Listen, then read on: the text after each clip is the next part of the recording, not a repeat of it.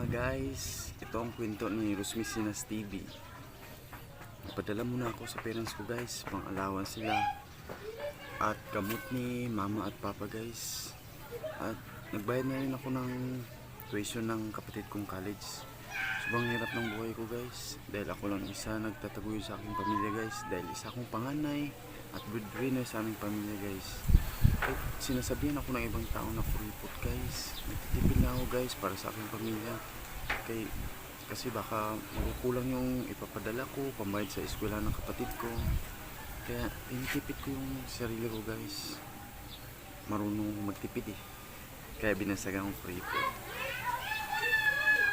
Ganito lang ang buhay ko guys. Itong bahay namin guys, sirang-sira na guys. Pero ako ay nangangarap na balang araw makaunin ako sa kahirapan guys. Balang araw libre lang mangarap guys.